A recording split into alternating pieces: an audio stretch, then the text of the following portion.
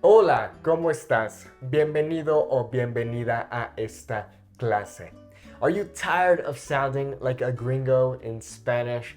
Are you embarrassed by your accent? Well, not to worry, today I'm going to teach you how to perfect your pronunciation in Spanish. I like to say that everything we're going to go over today will be in a free PDF in the description if you're interested in that.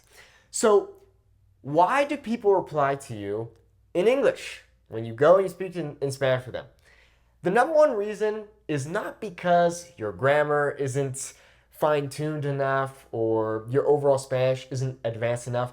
It's typically always because of your accent. I have met people who speak fantastic Spanish, but their accents aren't the best. And so oftentimes native speakers will say to them, "Oh, hey, yeah, where are you from?" in English. And it can be frustrating. I get it. I have been there.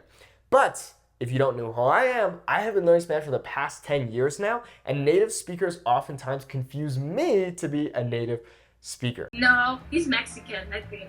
You sound Mexican. Okay, so there is hope.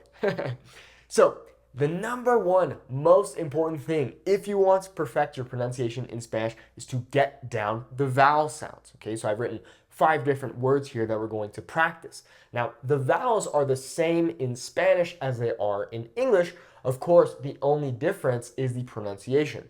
So, if we take a look at this, we're going to see a, which would be a in English, a, e, e, I, I, O, O, U, U. Okay, so I promise you, if you literally just study these and get these down, you have just massively improved your accent in Spanish. It makes me think of when I used to play basketball in high school, and they would always say, "Nate, it's all about the fundamentals." It's the same thing in Spanish. This might not seem like the most important thing, or you might be saying, "Nate, I'm working on direct object pronouns right now. I don't need to worry about this." Trust me, go back to the basics and really get these down. Now, there are extra bonus tips we'll share at the end of this lesson that will help you with your accents, but this is the number one most important thing to get down, okay? If there's one thing you take away from this lesson, is that you need to master the vowel sounds in Spanish. Okay, so let's take a look. We have the word armadillo, okay? We have the double L sound we'll take a look at later. Armadillo, okay? It's not armadillo or armadillo, it's armadillo, okay? It's amazing how much just changing up the vowel sounds will massively improve your pronunciation, okay? Elefante, elefante, okay? Elefante. Iniciar, iniciar, okay? I. It's not it's I, okay? Iniciar. Coco, coco. Now the O has this kind of kind of like a surprise. Okay? It's not O or O, it's O, okay? It's almost like kind of a vocalization that a monkey would do. Same idea. Ulular, ulular, ulular. It's not ulalar, ulular, ulular. Leave me a comment down below letting me know what this means. It's a fun little verb. Okay? All right, so there you have it. Those are the vowel sounds in Spanish, and they are by far the most important things you need to understand and get down well if you want to have a perfect pronunciation in Spanish. Now, I'd also like to say that, of course, we have different accents in Spanish. For example, a speaker from the south of Mexico versus the north of Mexico might sound a bit different, just like someone from Mexico might sound different from someone that is from Colombia or Spain or Argentina, for example. Okay? All right, now let's take a look at the singular R versus the double R. And actually, oftentimes students can really struggle with the singular R. Now, the most common example we see is with pero and perro, okay? Okay? If you can't roll your R's, don't worry, I have a separate video on this, and you can also go to my website, SpanishNate.com. I have a whole lesson on the rolling of the R's, okay? But pero, okay, it's a very subtle, quick hit of the tongue on that bump. See that? You feel that bump at the top of your mouth, that's what we call the alveolar ridge. Okay, so when you go pero, it's very quick, boom. Okay, pero. Okay, whereas with pero, it's kind of bouncing along that ridge. Okay, so pero tongue comes up, hits it, and it comes back down quick. Whereas perro kind of stays there and rattles as we blow out air. Like I said, you're still struggling with the double R's. I recommend you look at the more in-depth lesson I have on my website or on my YouTube channel. Now, another interesting thing I'd like to mention about rolling R's is that in different situations, a singular R can also be rolled. Now, don't be intimidated by this because it's easier than it might seem. So the first is, for example, rojo, where the R, the singular R, comes at the beginning of a word. So when you see a singular R at the beginning of a word, that means you're probably always going to roll it. Okay? Rojo, rosa. Okay? Rojo or rosa just sounds weird. And actually, for me, it's almost harder to say. Okay? So rojo and rosa. Now, an issue that I used to have was that I would try to roll my R's too much, okay? So remember, the only time you're going to roll your R's is when you have the double R, of course, at the beginning of a word, sometimes at the end of a word, which we'll take a look at, or after, for example, letters like L, N, or S. So in this example, alrededor. It's a pretty tricky word, meaning around. Alrededor. Now, a big tip that's going to help you with your pronunciation in Spanish is slow down. If you're trying to speak too fast, many times your accent is going to sound worse. I remember it was my second year of learning Spanish, and I felt like I was the man. My Spanish was awesome. And so because of that, I would try to speak really fast, when in reality, my accent was sounding pretty bad because I wasn't slowing down and focusing on the fundamentals, okay? So, alrededor, alrededor. It's a tricky one. Next, we have hablar. Okay, so sometimes native speakers will roll the singular R when it comes at the end of a word. So in this case, hablar. Now, I noticed typically that the singular R isn't as dramatic as a double R. For example, hablar. It can sound like a regular singular R, but can also have that little twang to it, the hablar. Okay? All right, so we have this side of the board. Let's move on to this side. Okay, so let's take a look at number 5 with a double L. Okay?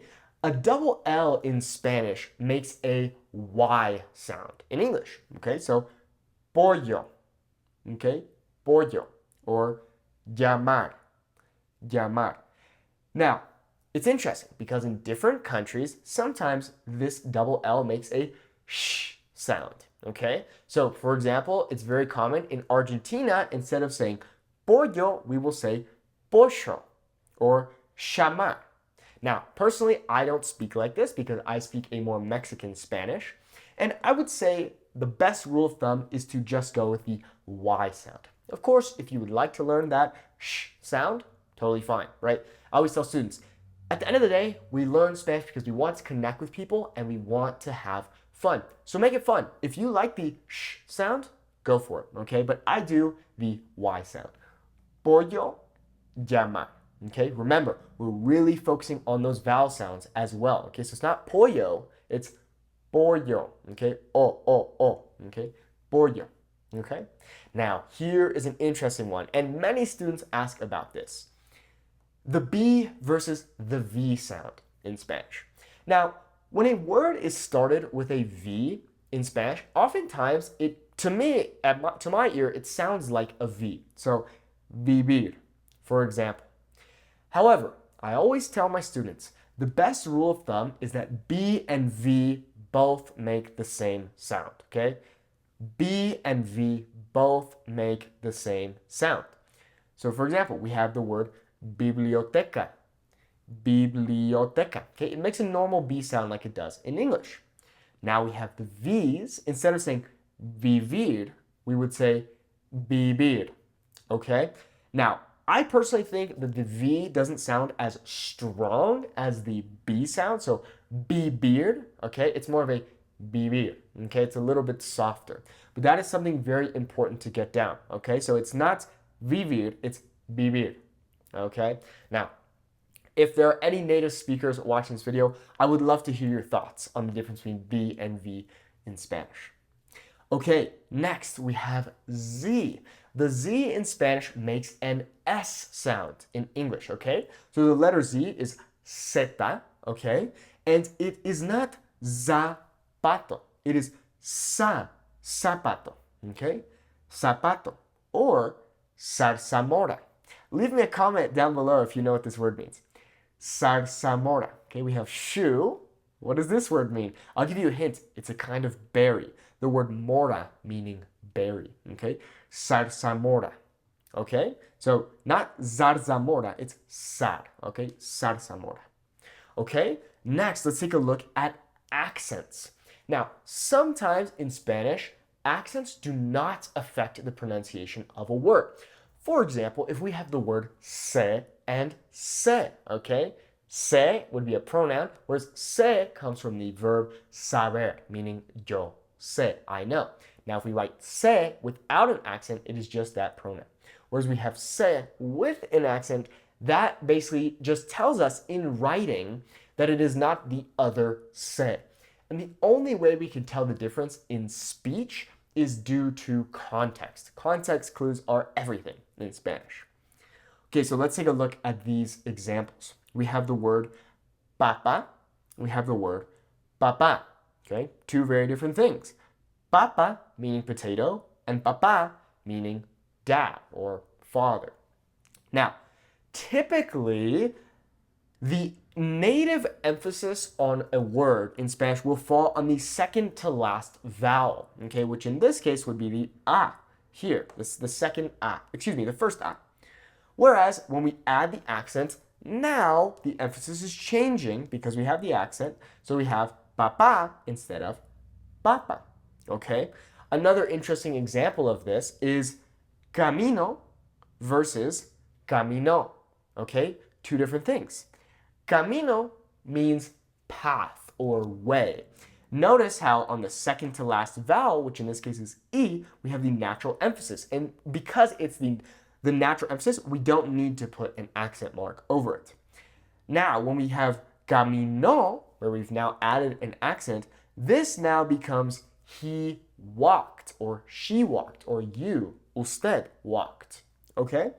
Camino versus camino. Okay, so notice how that pronunciation difference is very important because you could be trying to say path, but in reality what you're saying is he walked. Okay, so it's very important to focus on those accents. And finally, I have my favorite word in Spanish. I don't think it's necessarily a word, it's more of a tongue twister. And in the free PDF, by clicking the link in the description, you get access to this tongue twister along with a bunch of other fun ones. We have this word, which I'll say it quickly and then we'll go over it slowly, which is parangarikutirimicuaro. Okay? Say that 2 times fast. Parangarikutirimicuaro. Okay? Don't worry, I've practiced this word many times.